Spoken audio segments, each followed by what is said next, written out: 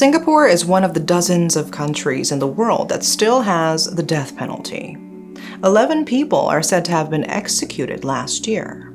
Today, we will take a look at a controversial murder case from Singapore. Let's delve into the story of Mimi Wong, the first woman in the country to be sentenced to death for murder.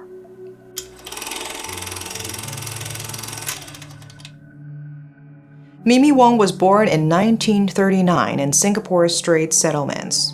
Her parents gave her the name Wong Weng-siu. Her father passed away suddenly not long after she turned 1. Wong's mother, Long Kwan Fong, was her father's second wife. She was unable to take care of her daughter when her husband passed away as she was poor. And so, she had no choice but to turn Wong over to Hoa Song, her deceased husband's first wife. Wong didn't have a happy upbringing. Hoa Song and her 9 children alienated Wong, possibly due to the fact that she was the daughter of her husband's second wife. She was verbally and physically mistreated. It was said that the family excluded Wong from everything, even dining at the same table. She was given leftovers, and she was also denied the right to educational opportunities.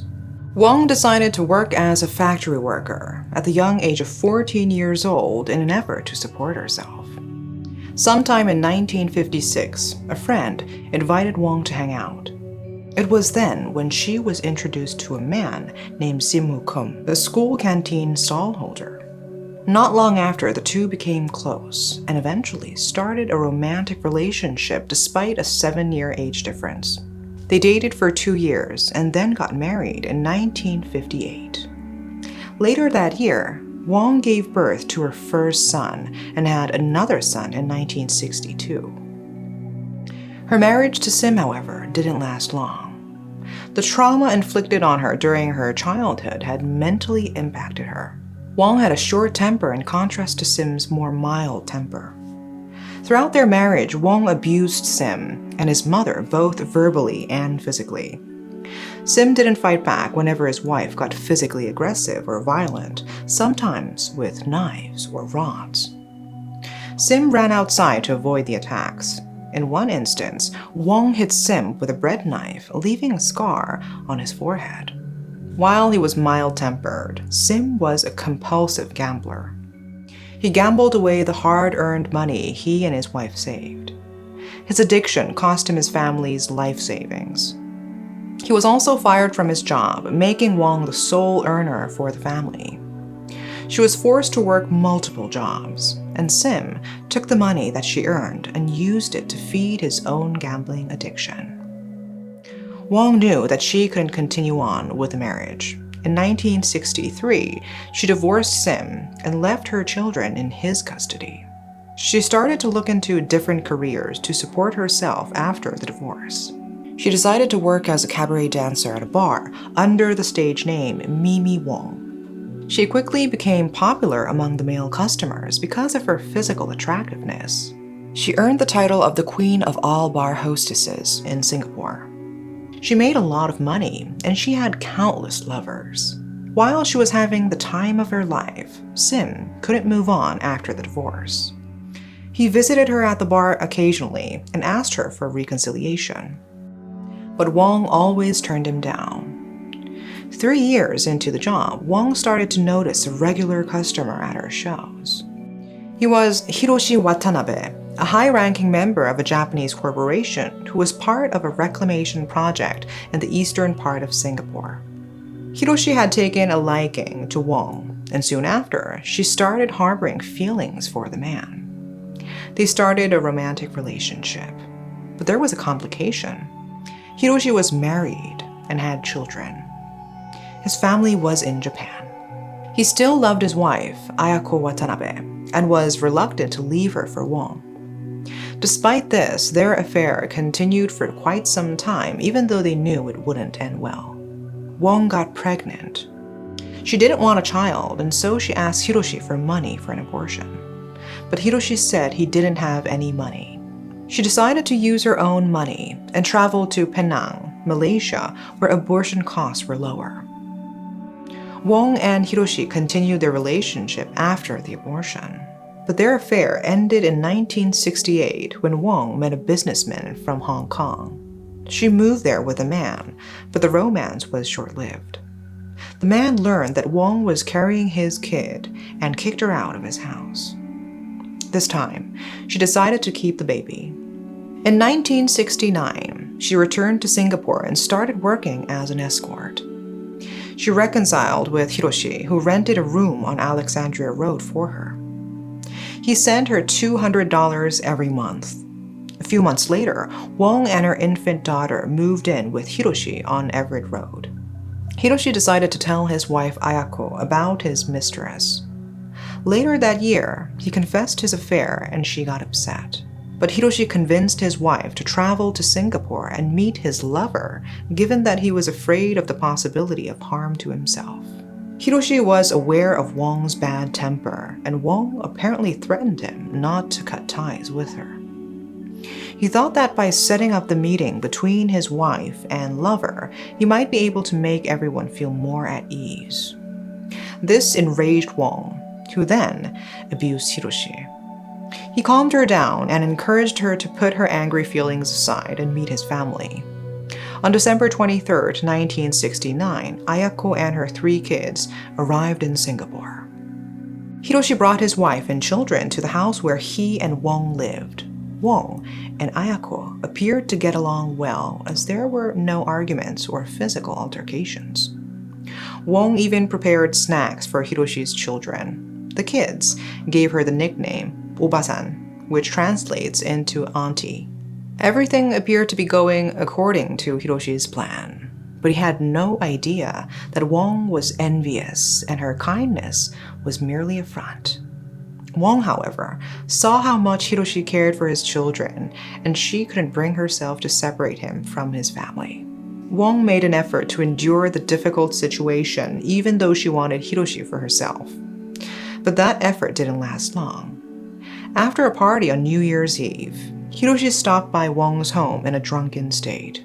In an intoxicated rambling, he informed Wong that his wife Ayako referred to her as a prostitute. Wong's pride was hurt when she heard that slur. To her, she was a well-known cabaret performer who made $1,000 a month. Ayako apparently never acknowledged Wong. Ayako pleaded with her husband to end his affair with Wong and return to Japan with their kids. This irritated Wong, and she couldn't take it any longer.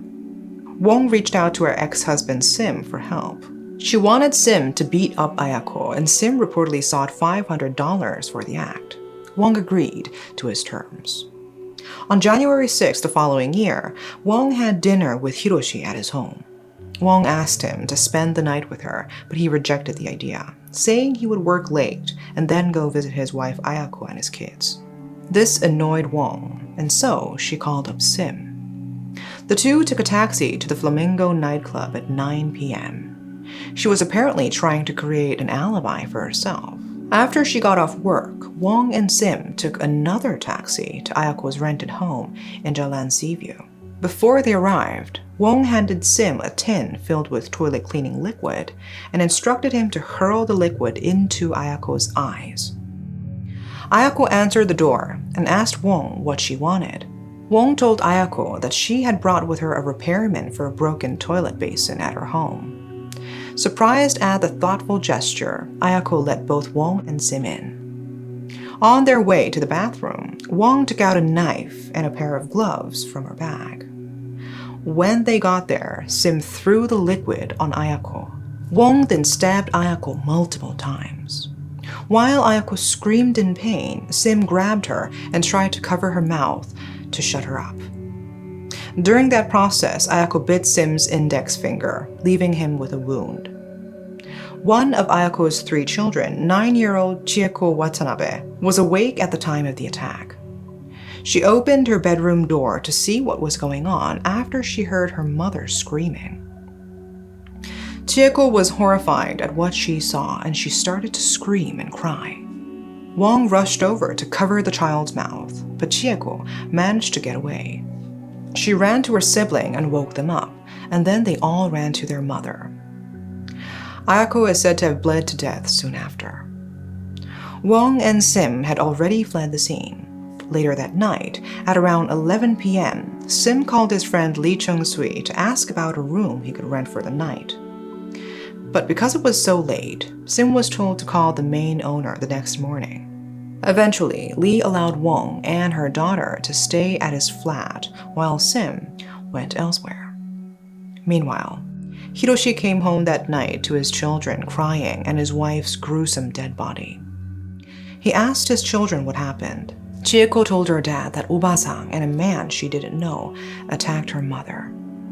Hiroshi immediately reported the incident to the police, and Officer Tan Kim-hai was appointed to lead the investigation. The autopsy on Ayako's body was led by forensic pathologist Chao Chi-chung.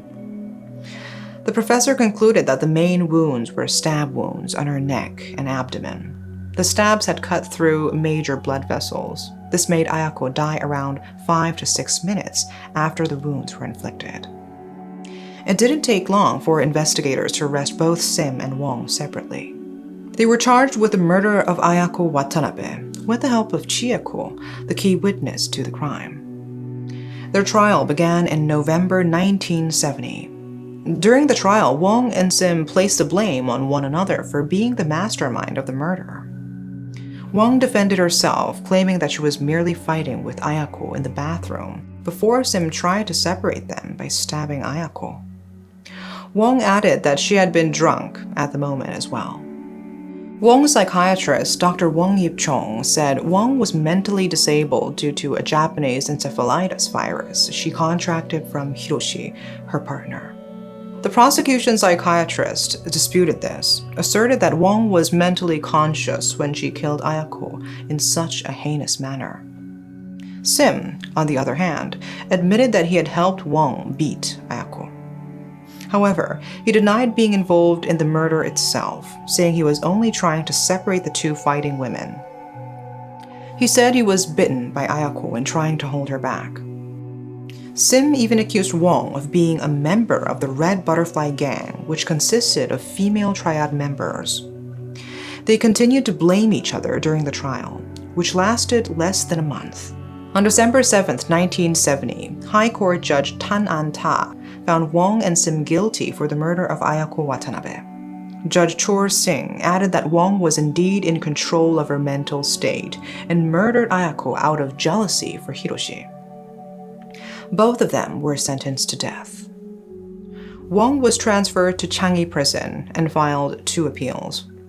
The first one was heard in March 1972, and Wong was represented by attorney David Sal Marshall. Marshall stated 11 grounds for why Wong wasn't sentenced fairly. He thought that this whole case was so dependent on the accounts of others and was quick to dismiss Wong's. 3 judges from the Court of Appeal rejected the appeal on July 23, 1972. They stated that there was no miscarriage of justice in Wong's case. Sim lost his appeal as well, and the court dismissed the lawyer's argument that he didn't share the same goal of killing Ayako. Marshall didn't give up and made another appeal for Wong to then Singaporean President Benjamin Sheares. In the appeal, Marshall asked for Wong's death sentence to be reduced to life in prison, considering she had a rough childhood and needed rehabilitation instead. He added that Wong had repented of her mistakes and had been a devout Christian during her incarceration. Wong's appeal for clemency was declined by Sheares on July 23, 1973. Sim's clemency appeal was also rejected. Wong's case was then assigned to Chief Justice Wee Chong-jin, who set a date for their execution. It was determined that they would be executed within 3 weeks after their clemency pleas were rejected. On the day of their execution on July 27, 1973, both Wong and Sim walked to where they were going to be put to death. Wong was granted a request to wear her wedding dress during the execution, which none of her relatives attended. It was the end of Singapore's Cabaret Queen. Wong and Sim were buried side by side at an unrevealed cemetery. Wong was later deemed the first woman to be sentenced to death and executed since Singapore's independence from British colonial rule and Malaysia. Due to this, the case amassed media attention at the time. A true crime dramatization documentary about Mimi Wong was also released by the series True Files in 2002. Many newspaper articles from the Straits Times covering the case back then can still be found online. There has been no news about how Wong's children have been doing since the case. The Watanabe children, meanwhile, went back to Japan with their father during Wong's trial. That's all for today. Thanks for watching.